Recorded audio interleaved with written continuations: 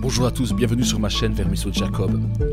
Alors vous avez vu ces pierres mégalithiques modernes qui ont été construites en Géorgie par, je vais dire, la secte des mondialistes avec leur plan de réduction de 500 millions de la population mondiale et leur rêve d'un monde uni, d'un monde parfait, d'un monde épanoui dans le péché, dans la luxure, dans la décadence, parce qu'ils espèrent, je vous assure, ils espèrent que dans leur monde où on rejette le Créateur, on rejette la différenciation entre le bien et le mal, parce qu'ils veulent exister au-delà du bien et du mal, eh bien, ils ont leur symbole. Et ce symbole vient d'exploser, vient d'éclater par ce monsieur qui a, pendant la nuit, pris sa voiture et qui est allé faire exploser les pierres de Géorgie. Alors, je veux me servir de ce fait d'actualité pour parler de nos élites et d'une autre chose aussi, c'est ces pierres mégalithiques, Stonehenge, et il y a aussi les pyramides, il y a aussi toutes ces structures que vous trouvez dans le monde Inca. D'où viennent-elles? Il y a un temps où il y avait des structures, des grandes constructions mégalithiques qui viennent de plus ou moins 1000, moins 3000, non, je vais dire plutôt moins 8000 à moins 3500 avant Jésus-Christ. Alors ça, c'est le temps selon la science. Si nous comptons les générations par rapport à la Bible, parce que la Bible compte le temps différemment, depuis Adam jusqu'à aujourd'hui, il y a disons, plus ou moins entre moins 4000, il y a 4000 ans, 5000 ans. Si on compte par rapport à la Bible, par rapport à Jésus-Christ qui est à 0, eh ben, c'est moins 2500 ou moins 3000. C'est plus ou moins là qu'a eu le déluge de Noé. Alors, c'est dans l'âge du bronze. Il faut comprendre que sur toute la Terre, il y a eu ces constructions mégalithiques. Donc, elles ont deux buts. Un, ce sont des horloges. Elles permettent de déterminer les temps et les saisons avec la Lune, avec le Soleil, mais aussi avec les différentes constellations astrologiques. Je ne parle pas de l'astrologie astronomique. Donc, vous savez que les galaxies tournent. Tout se déplace, tout est en mouvement.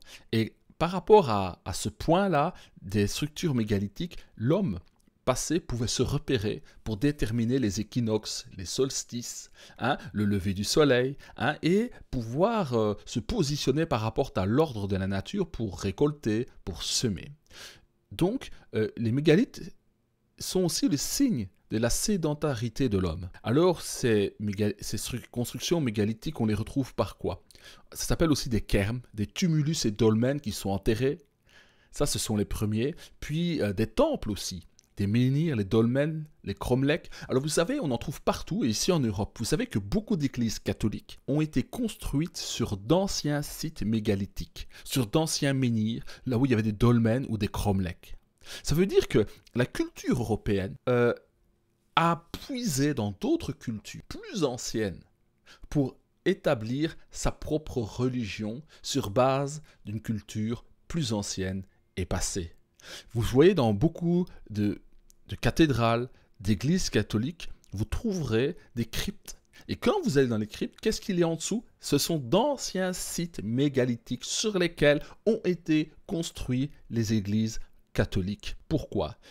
Parce que elles concentrent des forces telluriques. Les mégalithes ont le pouvoir, d'après eux, de concentrer par les pierres les énergies cosmiques, telluriques, pour en déployer une énergie spirituelle pour aider à se connecter à l'au-delà. Alors, je vous le dis carrément, ce sont des arts occultes. Ce sont tous des arts occultes, ce sont des hôtels, des portes pour rentrer en communication avec le monde des esprits et des anges déchus pour recevoir des instructions, de la connaissance et un plan exécuté. Je vous assure, nos élites ont reproduit ce que leurs pères, dont ils se réclament, ont fait. Les mégalithes de Géorgie, c'est exactement cela. Le plan qui leur a été donné par révélation occulte, ils sont en train de l'accomplir. Et c'est le pré-plan avant que l'Antichrist vienne. Alors je vais vous montrer que l'Antichrist, l'esprit de l'Antichrist, c'est comme une onde. Un esprit, il communique ce qui est inhérent à sa nature. L'esprit de l'Antichrist est un esprit de rébellion à l'égard de Dieu. Un esprit qui veut amener les corps à se souiller. C'est un esprit assassin, meurtrier, qui s'oppose à tout ce qu'on appelle Dieu et qui veut se faire adorer comme Dieu. Regardez bien, toutes nos élites sont comme subjuguées, endoctrinées. Ils posent des actes et des paroles qui s'opposent à la raison et à l'intelligence. Pourquoi? Parce qu'ils sont séduits. Ils sont sous l'influence d'un esprit, de l'esprit de l'Antichrist. Et ils ont résolu de marcher avec l'Antichrist et de accomplir son plan de domination mondiale totale. Et ce que nous voyons à l'instant, ce que nous voyons dans ces temps, c'est que depuis que Israël est devenu une nation, nous sommes au début de la fin du temps des nations et nous allons vers la globalisation, c'est-à-dire que Babylone devient le monde entier, le monde global. Babylone, où Dieu est rejeté. Et si vous comprenez l'ère du temps, plus nous allons avancer, plus vous allez voir l'esprit de l'Antichrist se mettre en action. Comment se met-il en action? Quels sont les signes? Nous le voyons dans les comportements humains. L'homme va s'entretuer. Les hommes s'entretuent. Les abominations sexuelles, ce qui était honteux autrefois. Les gens crient ce qui était et aurait dû être leur honte, comme une fierté. Les abominations sexuelles se font. Les meurtres se font. Des gens tuent pour rien. C'est cela qui est en train de se faire. Si vous regardez tous les grands massacres de masse ont été faits en Occident par les héritiers des druides et des Celtes qui sont des gens qui aiment à sacrifier. Ils comprennent que dans ce monde, si vous voulez obtenir quelque chose, il faut faire commerce avec le sang. Le sang est la monnaie d'échange. Oui, c'est un principe, parce que cette monnaie d'échange ultime, ce qui a le plus de valeur, c'est le sang de Jésus-Christ qui s'est offert en sacrifice pour nous racheter de la vaine manière de vivre que nous avons hérité de nos pères. Eh bien, je vous le dis, ces pierres qui ont été détruites en Géorgie, leur père, c'est les Celtes, c'est la culture druidique qui aime à sacrifier, qui aime à commettre des abominations, qui aime ce dieu Dionysos, qui est l'explosion des sens. Vous savez, vivre par les sens, vivre de ces pulsions les plus basses, les plus ténébreuses. C'est cela qu'ils font, et c'est vers ce plan-là qu'ils ont résolu d'avancer. Alors maintenant, quel est le rapport entre ces mégalithes et la Bible? La Bible en parle. Alors, ici, vous voyez dans Genèse 28, verset 18, « Et Jacob se leva de bon matin, et il prit la pierre dont il avait fait son chevet. Il la dressa pour monument. » Donc, des pierres dressées. Ces pierres dressées sont des menhirs. Et il versa de l'huile sur son sommet. Alors, quelle est la différence entre ces gens qui, dans leur connaissance druidique, dans ces anciennes mégalithes, qui étaient orientés selon les astres du ciel, quelle est la différence avec Jacob et les personnes de la Bible qui dressaient des pierres? Abraham faisait ça aussi, il dressait des pierres, des autels à Dieu. Alors, les pierres dressées, qui étaient faites par les descendants d'Abraham, d'Isaac, de Jacob, de cette continuité qui allait faire venir le Messie Israël, en fait, ils dressaient des pierres pour délimiter un espace consacré, réservé à Dieu. Cet espace faisait référence à Dieu, était consacré pour Dieu, et il y avait un service, un culte qui était fait à Dieu à cet endroit-là, sur ces pierres dressées, qui allait devenir plus tard, qui était une préfiguration du temple. C'était le marchepied, l'endroit où Dieu était servi. Et évidemment, cela n'était pas orienté par rapport aux astres des cieux. Alors vous voyez, on reprend le texte de Genèse 28, 18. « Et Jacob se leva de bon matin et prit la pierre dont il avait fait son chevet, il la dressa pour monument. » C'est un menhir. C'est une pierre qu'il a dressée parce que cette pierre va servir d'un point de projection. Et vous savez que sur cette pierre, qu'est-ce qui s'est passé quand il a mis la tête sur cette pierre? Il y a les anges des cieux ont monté et descendu à partir de ce lieu. Donc ce lieu a été marqué par la gloire de Dieu et des anges qui montaient et descendaient. Donc ce point a été très important. Et Jacob l'a marqué d'une pierre. Et ce lieu qui a été marqué, il donna le nom de ce lieu, il le nomma de Bethel. Mais la ville s'appelait auparavant Luz. Donc l'Éternel a montré à Jacob un lieu où il devait placer une pierre de référence pour une construction future. Quelle est cette construction future? Cette construction future est le temple qui allait être construit. Et cette pierre, ce menhir qu'il a placé, est un point de projection pour trouver le lieu de construction du temple. Voilà maintenant une carte du temple.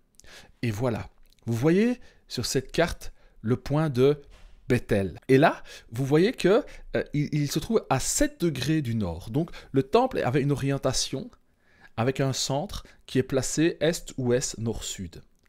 Et le point de projection est à 7 degrés du nord. C'est le point de Bethel. Alors, pourquoi 7 degrés?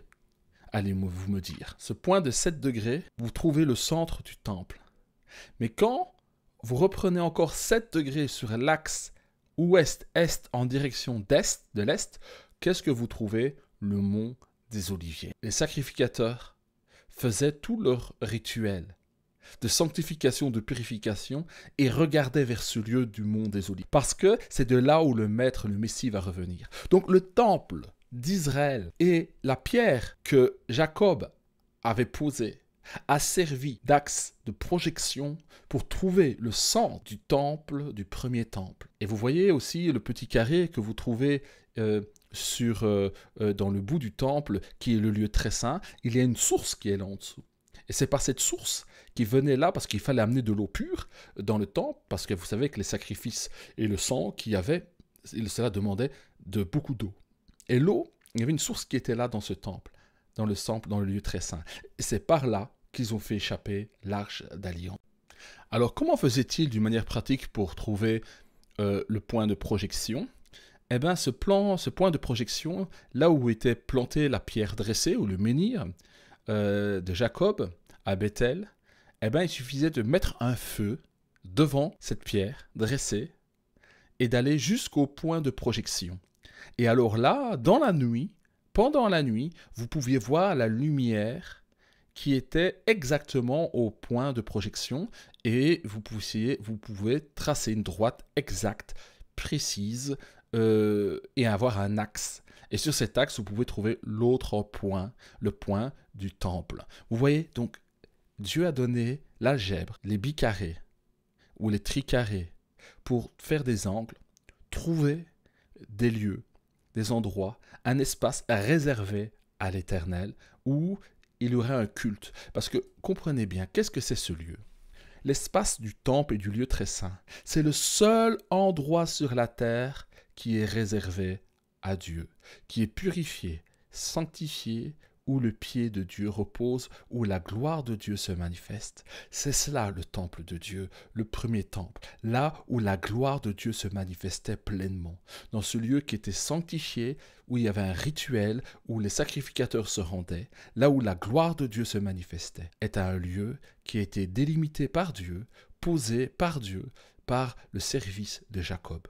Voilà une partie du mystère du premier temple, de son orientation et de son rapport avec les mégalithes et la science mathématique et algébrique qui organise ces mégalithes. Alors, voilà, je vous ai amené ces fausses mégalithes de l'ordre mondial vers la science de Dieu qui nous dit une chose, que l'endroit où le Messie va descendre et où nous allons voir les anges monter et descendre sur lui, ce point-là, le mont des Oliviers, a été déterminé par un autre point qui a été donné par Jacob à Bethel. Et cela passe de Bethel par Jérusalem, de l'esplanade de Jérusalem, un axe qui va jusqu'au mont des Oliviers, comme vous le voyez. Voilà, je vais vous montrer par là que Jésus, le Christ, sa venue et son retour sont inscrits même dans l'archéologie d'Israël. Mes frères, mes sœurs, que la grâce de Dieu soit avec vous et que les merveilles de la parole de Dieu vous emportent toujours vers la louange et l'adoration à ce Dieu merveilleux qui a une science qui nous dépasse et pourtant Il est bienveillant pour nous enseigner les mystères de sa création par ses prophètes et par ses enseignants qui nous instruisent et nous expliquent ces choses merveilleuses qui concernent la parole. À bientôt et je vous attends pour une autre vidéo qui viendra bientôt. Merci à vous qui me suivez et qui aimez à être enrichis par les choses qui concernent notre Seigneur le Messie.